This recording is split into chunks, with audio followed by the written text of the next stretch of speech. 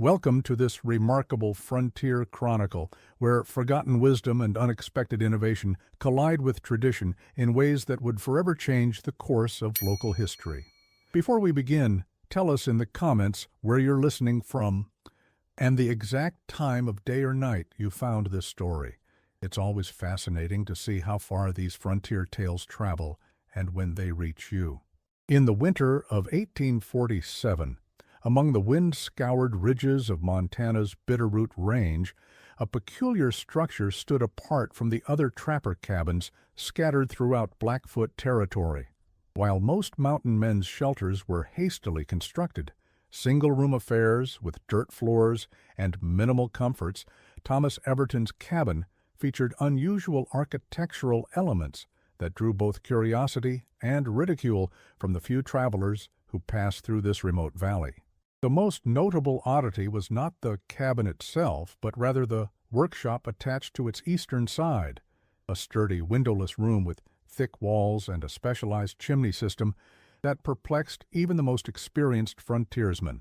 "Waste of good lumber," remarked James Woodson, a trapper who had ventured through the valley in mid-December seeking shelter from an approaching storm. Man could have built 2 cabins with what he put into that workshop of his. Others shared similar sentiments during their brief stays in the area. Everton, approaching 50 years of age with a beard as gray as winter smoke, would merely nod in acknowledgement of such comments, offering neither explanation nor defense for his peculiar construction choices. What these visitors couldn't possibly comprehend was the true purpose behind Everton's meticulous design, a purpose connected to a small leather-bound journal he kept locked in a wooden box beneath his sleeping platform. Inside those pages lay detailed notes, measurements, and observations recorded over 17 winters in the unforgiving wilderness. But even more valuable than the journal was what hung from iron hooks along the workshop's back wall. 12 identical lanterns, each crafted by Everton's own hands, each holding a secret that would soon prove invaluable. The valley trappers gathered semi-regularly at Jenkins's trading post, some 20 miles downriver, exchanging news, supplies, and the occasional exaggerated tale. During one such gathering in late November, as the first serious snowfall blanketed the region, the conversation had turned to winter preparations. "Gonna be a hard one," predicted old Samuel Harker, whose weather predictions carried significant weight among the mountain men. "Seen signs I ain't witnessed since the winter of '31. Most nodded in agreement, having observed similar warnings in nature: unusually thick bark on the cottonwoods, beavers building higher lodges, early migrations of certain birds. Their preparations followed traditional patterns: extra firewood stacked, meat smoked, basic repairs completed. Only Everton's approach differed significantly, though few paid attention to his quiet methods. "Got your coal oil, Everton?" asked Martin Grady, a newcomer to the territory who'd established his cabin just 4 miles from Everton's. "Trader's running low. Best get yours while it lasts." Everton's response was characteristically brief. "Don't use it," he said, continuing to select dried beans from Jenkins's stock. "Don't use coal oil? What do you burn then?" Grady persisted, his tone suggesting disbelief rather than genuine curiosity. "Make my own light," Everton replied, concluding the exchange by moving toward the counter to complete his transaction. Behind him, several trappers exchanged knowing looks. "Man's been alone too long," one whispered, "gets peculiar ideas in his head." The others nodded, dismissing Everton's comment as either delusion or pointless stubbornness, a refusal to embrace even the most basic conveniences available at the trading post. Thomas Everton had not always been a man of few words. Those who had known him during his early years in the territory, now nearly 2 decades past, recalled a different person entirely. Born in western Pennsylvania in 1798, Everton had arrived in the Rocky Mountains as part of William Ashley's 3rd expedition in 1825, one of the 100 enterprising young men recruited to forge the American fur trade in these remote territories. Unlike many of his companions, Everton brought with him formal education 3 years at a Philadelphia academy where he had studied mathematics, natural philosophy, and mechanical design, before apprenticing briefly with a clockmaker. That background had initially made him something of an anomaly among the rough-hewn trappers who formed the vanguard of westward expansion. In those early years, Everton would often engage in lengthy discussions about scientific principles, attempting to explain natural phenomena to men whose education came primarily from practical experience rather than books. His peers tolerated these expositions with mixed patience, occasionally finding practical value in his insights, but more often dismissing them as useless theorizing. The transformation from talkative intellectual to silent practitioner had occurred gradually, shaped by the harsh realities of mountain life and a particular incident during the winter of 1830-31, the same severe season that Harker had referenced in his prediction. Trapped alone in a hastily constructed shelter, when snow arrived weeks earlier than expected, Everton had experienced 17 days of complete darkness after his supply of candles and lamp oil ran out. The psychological impact of that extended darkness, combined with near starvation and frostbite that claimed 2 of his toes, had altered him profoundly. Upon his return to civilization that spring, a noticeably quieter Everton had devoted himself to studying traditional lighting methods from every available source. He interrogated Native American elders about their techniques for illuminating winter lodges, pestered European immigrants about old country practices, and scoured every book and journal that found its way to frontier trading posts. The fixed idea that took hold during those 17 days of darkness that dependence on imported lighting supplies represented an unacceptable vulnerability never relinquished its grip on his thinking. Few of the trappers who now dismissed his cryptic comments about making his own light knew anything of this history. They saw only the eccentric older man who kept to himself, built peculiar structures, and refused to participate fully in the communal aspects of frontier life. What they failed to recognize was that Everton's apparent detachment masked a deeper connection to place, a commitment to solving the specific challenges presented by this particular environment, rather than relying on solutions imported from distant cities with different conditions and resources. The first major storm arrived precisely as Harker had predicted, 3 days before Christmas. Heavy snow descended for 36 hours straight, followed by winds that sculpted massive drifts against every structure and natural formation. Travel became impossible for all but the most desperate.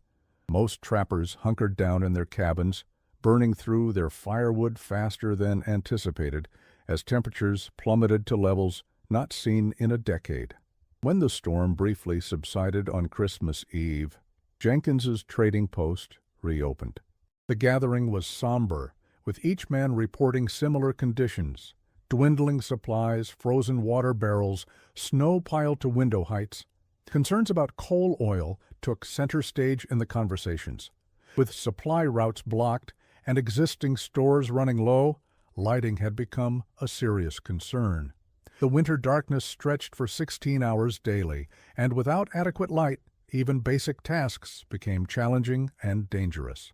"Got enough for maybe 2 more weeks," reported Jenkins, gesturing toward his diminished stock. "No telling when the next shipment will arrive." The trappers exchanged worried glances. 2 weeks of light meant rationing immediately, darkness for all but the most essential evening hours. For men accustomed to long winter nights of repair work, tool maintenance, and occasional reading, this news struck hard. "Could try making tallow candles," suggested McCready, a practical trapper with 5 seasons in the territory. "Got plenty of rendered fat from the fall hunt." "Tallow smokes something fierce," countered Harker. "Fills your lungs with soot, stings your eyes. Worse than onions, not to mention the stench." Jenkins nodded agreement. "And they burn too fast. Might get 3-4 hours from a decent-sized candle. Waste of good tallow that could feed a man instead." The discussion continued along these lines, each potential solution revealed as inadequate upon examination, Pine knots burned too quickly and required constant attention. Traditional rush lights, made by soaking the pithy center of rush plants in animal fat, produced minimal illumination. Torches created dangerous sparks in wooden structures. The trappers found themselves confronting a fundamental truth of frontier existence. Certain problems had no satisfactory solutions given the resources at hand. Everton stood silently at the edge of the gathering, listening. Only when the conversation exhausted itself did he approach Jenkins privately. Their brief exchange ended with Jenkins nodding thoughtfully before addressing the group. Everton's invited anyone interested to visit his cabin tomorrow afternoon. Says he might have something worth seeing. The announcement met with skepticism and a few dismissive chuckles. Yet as the reality of their situation settled in, several trappers decided that curiosity outweighed pride. What exactly was Everton offering? The man who barely spoke 2 sentences together suddenly extending an invitation seemed unusual enough to warrant investigation. Christmas Day arrived with clear skies but bitter cold. By mid-afternoon, 6 trappers had made the difficult journey through deep snow to Everton's cabin. They arrived to find smoke rising from both chimneys, the main cabins and the mysterious workshops. Everton welcomed them without ceremony, ushering the men inside, where a substantial fire provided welcome warmth. "Appreciate you making the trip," he said, his voice carrying an unfamiliar note of animation. "Figured it was time to share what I've been working on." The men stomped snow from their boots, their eyes scanning the cabin's interior with undisguised curiosity. Apart from being exceptionally well organized, Everton's living space contained few surprises. A cooking area, sleeping platform, table with 2 chairs, storage shelves, all standard elements of a mountain man's dwelling, albeit meticulously arranged.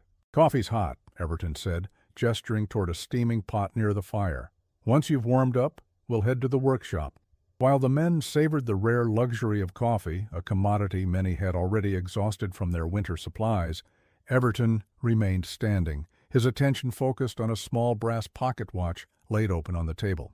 The presence of such a timepiece, still functioning after so many years in the wilderness, spoke to the owner's technical aptitude and careful maintenance. 15 minutes, he announced, snapping the watch closed and returning it to his pocket. "That's how much of this particular coffee you can drink before the bitter notes overpower the flavor. Learned that from a French trapper back in '32. This unexpected commentary, both its content and the unusual verbosity coming from the typically silent man, created a subtle shift in the atmosphere. The trappers glanced at each other with raised eyebrows, reevaluating their host. Perhaps there was more to Everton than they had assumed. 20 minutes later, after the worst of the chill had left their bones, Everton led the group through a thick door into the adjoining room. The space beyond proved even more puzzling up close than it had appeared from outside. The windowless room was illuminated by a single lamp that cast long shadows across work surfaces, tools arranged in precise order, and shelves containing dozens of glass jars filled with various substances. Most notably, a large iron pot hung over a small, carefully controlled fire in a specially constructed stone hearth. "What exactly is it you do in here, Everton?" asked Harker, examining the setup with professional interest. Rather than answering directly, Everton reached for one of the 12 identical lanterns hanging from the wall. "Been developing these for nearly 7 years now," he explained, placing the lantern on the central workbench. "Started simple, but they've improved with each iteration." The lantern itself appeared unremarkable at first glance, a metal frame supporting a glass enclosure, similar to many available at trading posts throughout the territory. Yet, upon closer inspection, the trappers noted significant differences. The base contained an unusual reservoir, and the wick system appeared more complex than standard designs. "What's special about it?" Grady asked, the skepticism evident in his tone. "Burns for 100 nights straight, on a single filling," Everton stated matter-of-factly. "No refilling, no trimming, minimal smoke, consistent light." His claim met with immediate disbelief.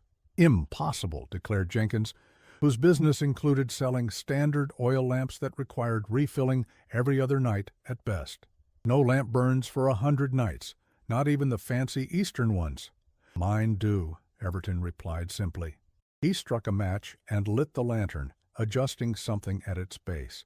The flame stabilized, casting a steady, bright light throughout the workshop. This one's been burning since October 5th, 61 days so far. Fuel levels still above halfway. The trappers exchanged dubious glances.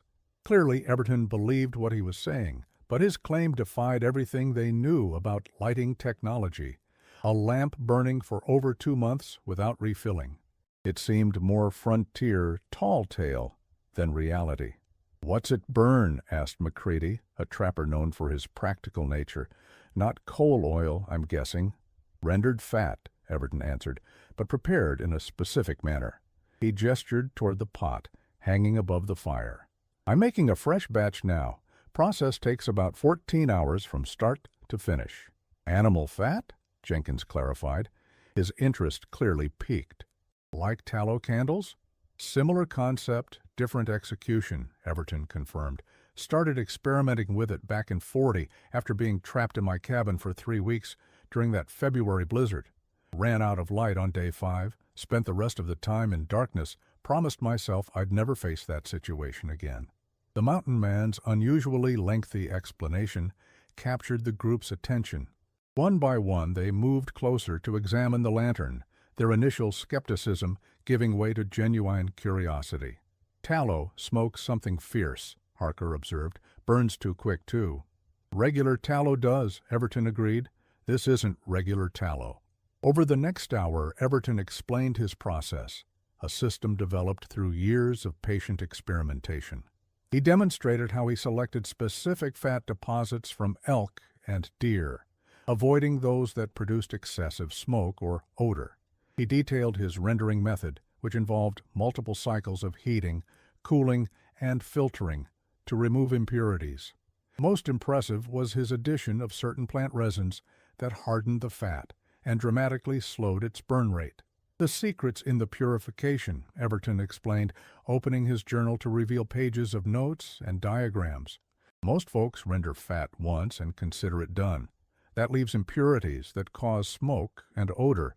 I render it 3 times, each at a specific temperature." He pointed to a thermometer mounted beside the hearth, another unusual instrument for a frontier cabin. "First rendering at 180 degrees. Hold it there for 4 hours. Cool it completely, then render again at 160 degrees for another 4 hours. Final rendering at 140 degrees for 6 hours. After each cycle, filter it through fine cloth." The men listened with growing interest as Everton detailed how he had discovered that the fat surrounding an animal's kidneys produced the cleanest burning tallow, particularly from elk taken in late autumn when their fat content was highest. He explained how he had experimented with various filtering materials before settling on layers of finely woven cotton, each layer progressively finer than the last. Most intriguing was his description of the additives that transformed ordinary tallow into his remarkable fuel. Pine resin, collected in springtime, purified and aged for at least 6 months, he said, indicating a jar of amber substance on a nearby shelf. Mix it with the tallow during the final rendering, exactly 1 part resin to 16 parts fat. Too much resin clogs the wick, too little, and it burns too fast. But the true innovation, he explained, came from an unexpected source. During his 3rd year of experimentation, Everton had encountered a Salish elder who shared knowledge of a particular berry that, when crushed and added to bear grease, produced a longer-lasting flame for traditional stone lamps. After extensive testing, Everton discovered that these berries, which he called slow berries in his notes, though he wouldn't reveal their true identity, contained a natural substance that dramatically altered how fat burned. Biggest challenge was the wick, he continued, showing them a special braided design using fibers from the inner bark of cedar trees. Regular cotton burns too fast or clogs up. This material channels the fuel evenly, maintains a consistent flame. He demonstrated how he prepared these special wicks, harvesting cedar bark, soaking it in a solution of wood ash and water for precisely 12 days, then carefully separating and drying the fibers before braiding them into wicks of exact thickness. Wicks as important as the fuel, he insisted. Wrong thickness, wrong material, wrong preparation. Lamp fails regardless of how good your tallow is. The trappers listened with growing respect as Everton shared techniques that represented thousands of hours of trial and error. His leather journal, now open on the workbench, revealed pages of meticulous notes, temperature observations, material ratios, burn time calculations. Here was evidence of a methodical mind at work, a scientific approach to problem-solving rarely witnessed on the frontier. "Why ain't you sold this design?" Jenkins asked eventually. "Something like this would fetch a good price back east." Everton shrugged. Never saw it as something to sell, just needed to solve a problem. As darkness fell, the significance of Everton's innovation became increasingly apparent.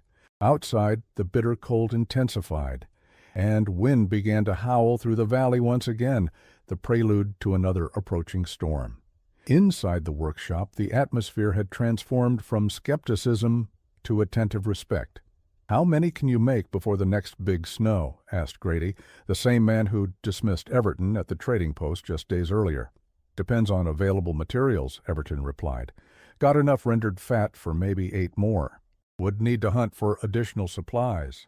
"I've got 2 deer hanging in my shed," offered McCready. "Happy to contribute the fat, if you'll show me how to make one of these." Others quickly made similar offers, contributions of materials in exchange for knowledge.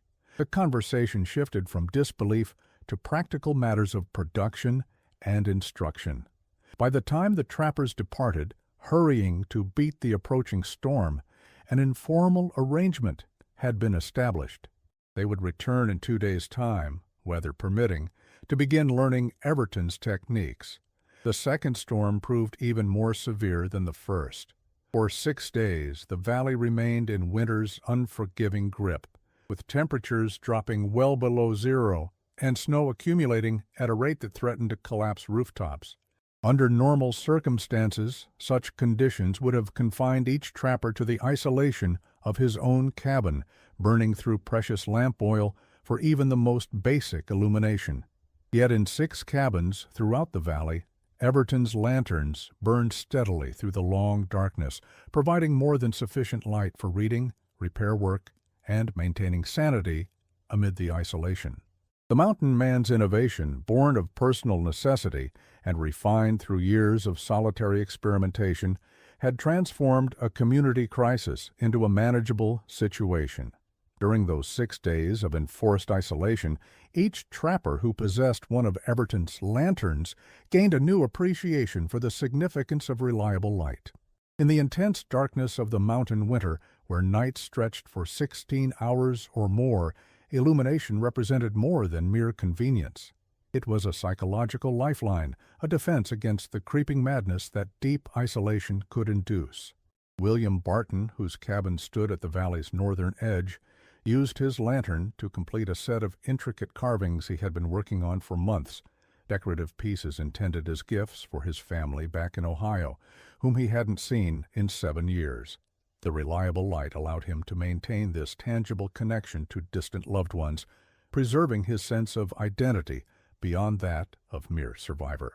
Joseph McCready, with his lantern positioned carefully on his work table, managed to repair essential trapping equipment that would have otherwise remained damaged until spring, potentially compromising his ability to earn his livelihood when the snow retreated. The light transformed enforced idleness into productive preparation, converting lost time into future security. Even Martin Grady, the skeptic whose initial dismissal of Everton had been most vocal, found unexpected value in his borrowed lantern. Having brought minimal reading material into the wilderness, Grady had previously considered the long winter nights a form of intellectual starvation. With reliable illumination, he began keeping a journal for the first time in his 15 years on the frontier, recording observations and reflections that would later prove valuable to historians documenting the Mountain Man era. When conditions finally allowed for travel again in early January, 14 trappers made their way to Everton's cabin, more than double the original number. Word had spread about the remarkable lanterns, and men from as far as 30 miles away arrived seeking knowledge. The typically solitary Everton found himself in an unfamiliar role, teacher. Over the following weeks, Everton's workshop became an impromptu school. Men who had spent decades in the wilderness, priding themselves on self-reliance, now sat attentively as the quiet mountain man demonstrated his techniques. They learned to select the right fats, to render them properly, to incorporate the resin additives that extended burn time, to construct the specialized wicks. Each departed with both a functional lantern and, more importantly, the knowledge to create more.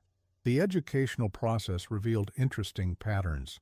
Younger trappers, those with less than 5 years in the territory, often struggled with the patience required for Everton's methodical approach. Accustomed to the relative convenience of purchased supplies, they found the 14-hour rendering process tediously slow and questioned whether the results justified such investment of time. "Could just buy more coal oil instead of all this fuss," commented one young trapper, watching as Everton demonstrated the careful filtering technique for the third time. "If it's available," Everton replied without looking up from his work. "If you can afford it. If you can reach the trading post through deep snow. If the supply train hasn't been delayed by storms or raids." His quiet response highlighted a fundamental difference in perspective between the younger men, who viewed wilderness living as a temporary adventure, and veterans like Everton, who had committed to the frontier as a permanent way of life.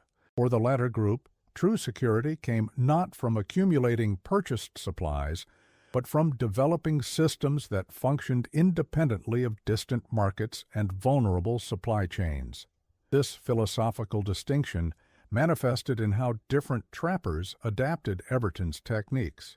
The veterans focused on mastering the process exactly as taught, recognizing the wisdom embedded in each precise measurement and careful procedure.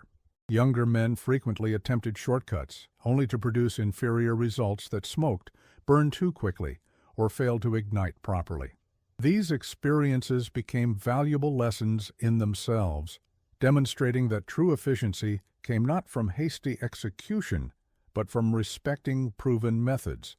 Jenkins established a dedicated space in his trading post for supplies specific to lantern production, and trappers began to adapt Everton's design to their particular needs. Some created smaller, portable versions for travel, others developed larger models for workshops. The innovation spread beyond the immediate valley, carried by traders and travelers to neighboring regions.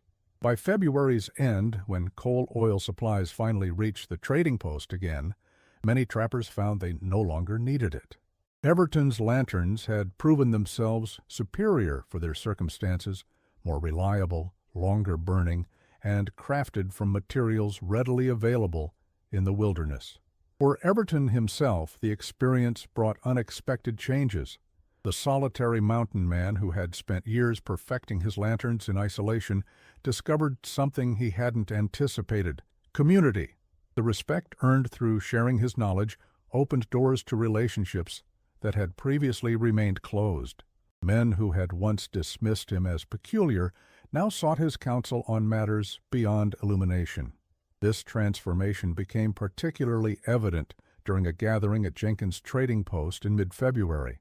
What began as a typical exchange of news and supplies evolved into something resembling a formal seminar when several trappers requested that Everton explain modifications they had attempted to his lantern design.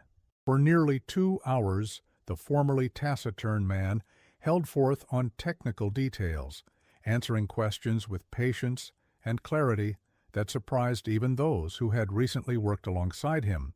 "Never heard you string so many words together, Everton," remarked Harker during a pause in the discussion. "Keeping them bottled up all these years?" Everton considered the observation for a moment before responding. "Words matter when they serve a purpose," he said. "These do." The exchange captured something essential about frontier wisdom, the recognition that survival depended on distinguishing between what was merely interesting and what was truly important. In a world where energy conservation determined life or death, even conversation required judicious management. Everton's willingness to now expend that energy indicated his assessment of the lantern knowledge as critical to community welfare, not merely personal convenience. As winter began its slow retreat and daylight hours gradually extended, the immediate crisis that had prompted Everton's sharing subsided. Yet the impact of his innovation continued to ripple through the trapping community. Reports arrived from neighboring valleys where versions of his lantern had spread, each with local adaptations based on available materials. A trader from Fort Hall described seeing similar designs as far west as the Oregon Territory, likely carried there by trappers who had passed through the Bitterroot during the crucial winter months. Spring arrived early that year. As the snow retreated and trappers prepared for the seasonal shift in their work, Everton made an unusual decision. He carefully packed his journals, tools, and several prototype lanterns, then closed his cabin for an extended absence. His destination, St. Louis, where a contact of Jenkins's had expressed interest in the lantern design. Not looking to get rich, he explained to the gathered trappers before his departure. But seems like knowledge this useful ought to reach more folks who need it. The journey represented a significant departure for a man who had avoided civilization for nearly 2 decades. Everton's decision reflected a profound shift in his understanding of personal responsibility, from solving problems for individual survival to contributing to collective welfare. This evolution, from isolation to engagement, paralleled the development of the frontier itself as scattered individuals gradually formed the communities that would eventually become established settlements. Everton's journey down the Missouri took him through territories transformed since his arrival in the West. Trading posts had evolved into small settlements, military forts established presence in previously uncontrolled areas. Steamboats now navigated stretches of river once traversed only by keelboat and canoe. The mountain man observed these changes with mixed emotions, recognizing both the benefits of increased connection and the loss of the pristine wilderness that had initially drawn him westward. Arriving in St. Louis after 7 weeks of travel, Everton encountered a city barely recognizable from the frontier outpost he had departed 22 years earlier. The population had tripled. Brick buildings replaced wooden structures, gas lighting illuminated major streets, and the riverfront teemed with commerce linking eastern markets with western resources. Most striking was the pace. People hurried from obligation to obligation, a sharp contrast to the deliberate rhythms of mountain life, where weather and season dictated activity. Everton located Jenkins Contact, a manufacturer named Frederick Westfield, who specialized in lighting equipment for both domestic and commercial applications. Their initial meeting proved challenging as the businessman struggled to comprehend why a lantern burning animal fat represented any advance over modern coal, oil, or gas lighting systems. The market for such devices seems quite limited, Westfield observed after examining Everton's prototypes. Perhaps in very remote areas, but certainly not in established communities with access to superior fuels. Not about replacing what works well enough, Everton responded, about having options when preferred supplies fail. This perspective, preparing for disruption rather than optimizing for ideal conditions, reflected the fundamental divide between frontier thinking and urban commerce. Westfield operated in an environment of relative stability, where temporary shortages represented inconvenience rather than catastrophe. Everton's innovation addressed conditions the businessman had never experienced: complete isolation, supply chains severed for months, survival dependent entirely on self-sufficiency. Despite this conceptual gap, Westfield recognized potential applications for Everton's design. Certain customers, military expeditions, scientific surveys, remote industrial operations operated beyond reliable supply networks, and might value a lighting system that functioned independently of commercial fuels. After several days of discussion and demonstration, they reached an agreement. Westfield would produce a limited run of lanterns based on Everton's design, with modifications to accommodate manufacturing processes. The Mountain Man would receive a modest payment for his expertise, along with a percentage of sales if the product proved commercially viable. The impact of Everton's journey extended far beyond what anyone might have predicted. While his lantern never achieved widespread commercial success, petroleum products would soon dominate the lighting industry. His designs found their way into specialized applications. Arctic explorers, lighthouse keepers in remote locations, and military units operating in extreme conditions all adapted versions of the Mountain Man's innovation. More significantly, the Winter of the Lanterns established a new tradition in the Bitterroot Valley. The annual Lamp Workshop became a fixture of late autumn, where veterans taught newcomers Everton's techniques, ensuring the knowledge persisted even after coal oil and later kerosene became readily available. The practice symbolized a core wilderness value, independence from supply chains and self-reliance in the face of isolation.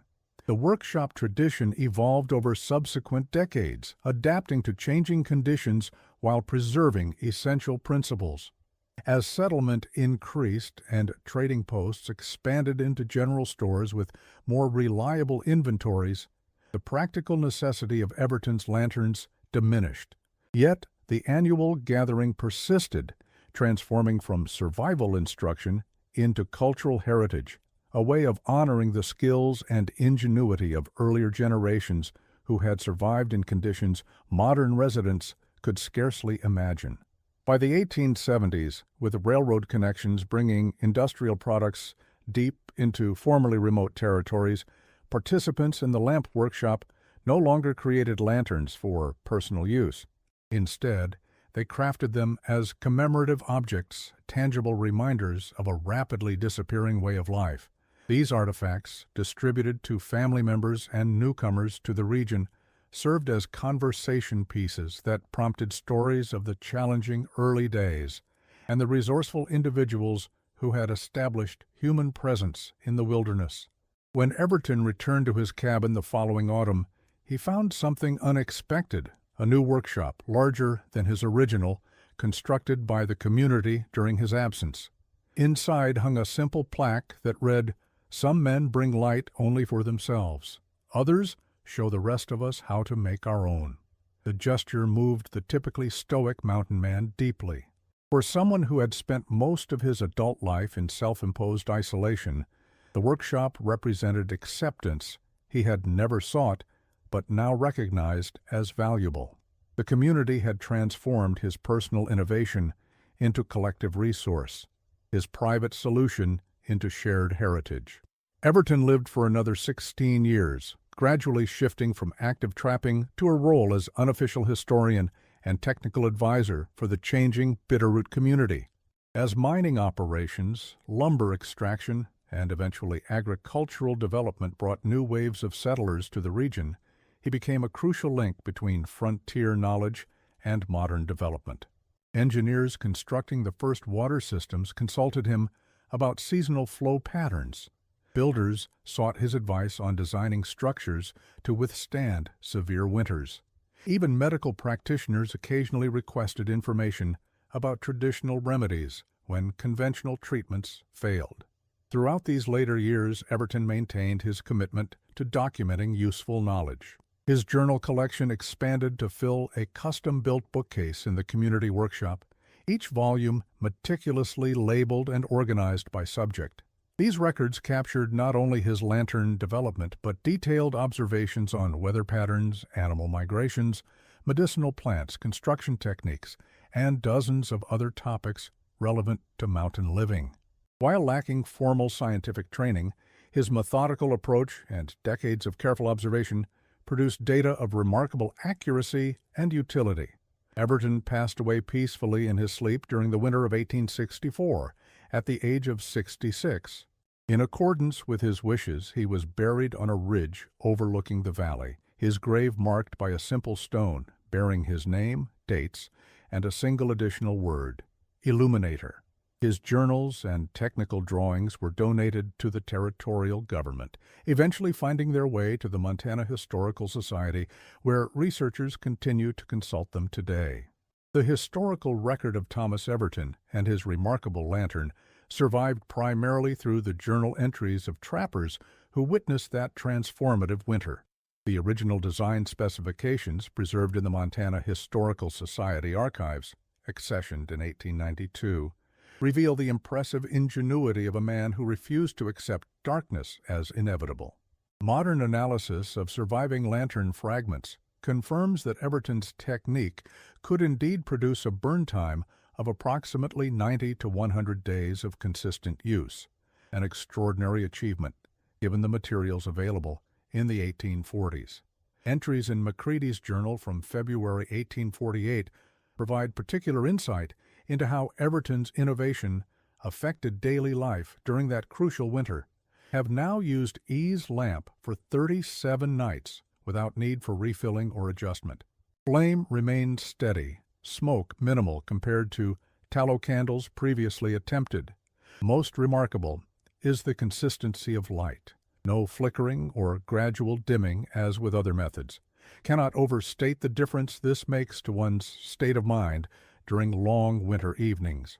Where before I might conserve light by retiring early, now find myself productive well past midnight, completing repairs and preparations that would otherwise await spring. Another entry, dated March 12, 1848, notes, Jenkins reports traders from Fort Hall expressing interest in E's lamp design, word spreading rapidly. Significance extends beyond mere convenience, represents fundamental shift in how we approach winter isolation. No longer must we ration light as though it were food or ammunition. The psychological effect alone justifies effort of production. Men speak now of winter projects requiring detailed work, discussions of books previously read only in summer months. E has changed more than our cabins. He has transformed how we experience the season itself. These contemporary accounts highlight how Everton's contribution transcended technical innovation to address deeper aspects of frontier existence. In a world where darkness represented not merely inconvenience but genuine threat to mental well-being, reliable illumination constituted essential infrastructure for sustainable human presence. By solving this fundamental challenge, Everton helped transform the Bitterroot Valley from temporary harvesting ground for itinerant trappers into viable location for permanent settlement. Decades later, when petroleum products dominated the lighting industry and electric illumination began its inexorable spread, the story of Everton's lanterns might have faded entirely from memory. Yet in certain remote communities, particularly those prone to extended isolation during winter months, variations of his techniques persisted well into the early 20th century as backup systems for more modern methods. Ethnographic interviews conducted in 1938 by researchers from the Federal Writers Project documented several elderly residents of Montana's more isolated regions who still maintained winter lanterns based on Everton's design.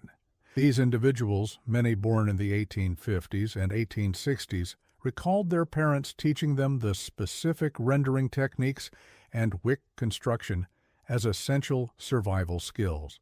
Mother wouldn't consider us properly prepared for winter until we'd made at least 4 emergency lamps, reported Emma Thornton, then 82 years old and living near present-day Phillipsburg. Even after kerosene became common, he insisted we maintain the knowledge. Modern conveniences are wonderful, he'd say, until they're not available. That wisdom saved our family during the winter of 1889, when heavy snow prevented supply deliveries for nearly 3 months. Similar accounts emerged from interviews in Idaho, Wyoming, and eastern Washington, suggesting that Everton's innovation had spread throughout the northern Rockies, adapting to local materials and conditions, but maintaining the core principles he had developed. In some Native American communities, particularly those that had extensive contact with trappers and settlers, Modified versions of the lantern became incorporated into winter ceremonial practices, representing the synthesis of indigenous and European technological traditions that characterized frontier exchange. The lessons embodied in Everton's story extend beyond the practical matter of wilderness illumination. In his patient persistence, we find a testament to the value of preparation over expediency. In his willingness to share knowledge freely, we discover the power of community to amplify individual innovation. And in the legacy of his work, preserved through practice rather than patents, we glimpse a different model of progress, one measured not by profit, but by problems solved and hardships alleviated. Perhaps the most powerful aspect of Everton's story is the reminder that true preparedness isn't simply accumulating supplies against future need, but developing systems that function independently of fragile supply chains. The Mountain Man's innovation wasn't merely a better lamp. It was a process for creating light from locally available materials, a process that empowered an entire community to illuminate their own paths forward.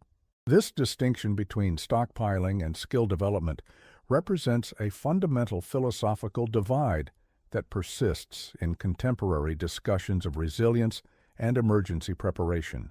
Everton's approach emphasized knowledge and process over products, recognizing that even the most extensive collection of manufactured goods eventually depletes without systems for sustainable replenishment. By teaching others to create rather than merely consume, he established a form of security that no amount of purchased supplies could match. The contemporary relevance of Everton's story becomes particularly apparent when we consider modern society's complex dependencies on specialized supply networks. Today's technological conveniences, while offering unprecedented comfort and capability, often obscure the vulnerability created when essential services require expertise and components unavailable within local communities.